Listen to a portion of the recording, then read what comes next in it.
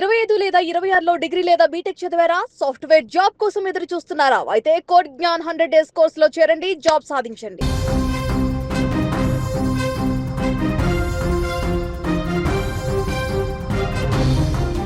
Tollywood dynamic hero Manchu Manoj రాజకీయాలలోకి వస్తున్నారా? ఆయన కొత్తగా పెట్టిన ఐక్య సంస్థ రాజకీయ పార్టీగా మారబోతుందా? గత కొద్ది రోజులుగా తెలుగు రాష్ట్రాలలో ముఖ్యంగా సోషల్ మీడియాలో తీవ్రంగా వినిపిస్తున్న ప్రశ్నలు ఇవి.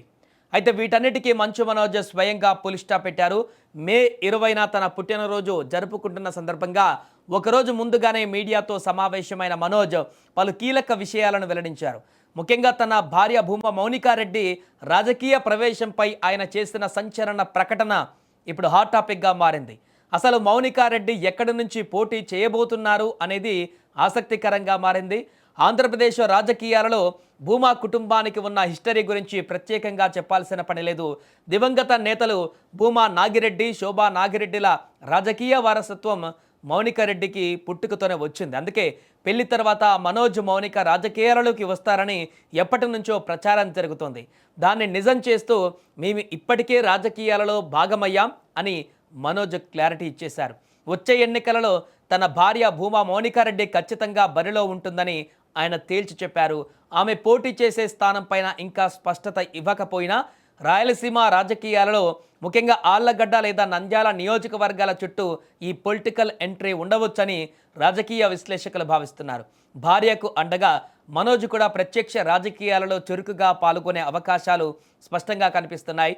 ఇక మనోజ్ ఇటీవల లాంచ్ చేసిన ఐక్య గురించి కూడా ప్రెస్ మీట్లో కీలక వివరణ ఇచ్చారు.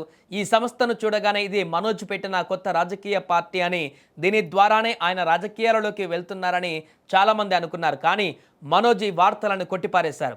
ఐక్య అనేది రాజకీయ పార్టీ కాదని, అది పూర్తిగా ప్రజల గొంతుకగా నిలిచేటువంటి ఒక సామాజిక సంస్థ అని ఆయన స్పష్టం చేశారు.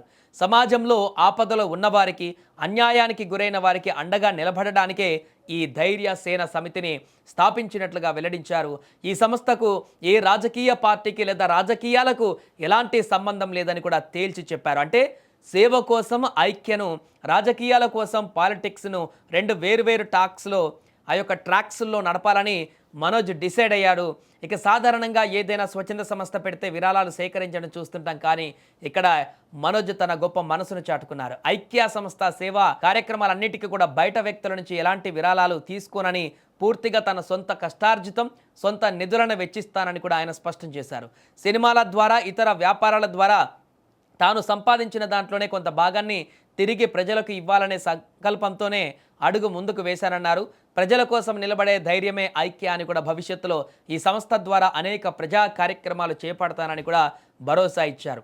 ఒకవైపు భార్య రాజకీయ ప్రవేశం, మరోవైపు సొంత నిధులతో ప్రజాసేవ కోసం ఐక్య సంస్థ. మొత్తానికి మంచు మనోజ్ తన పుట్టినరోజు వేళ ఒక పర్ఫెక్ట్ ప్లానింగ్తో ప్రజల ముందుకు వచ్చారు.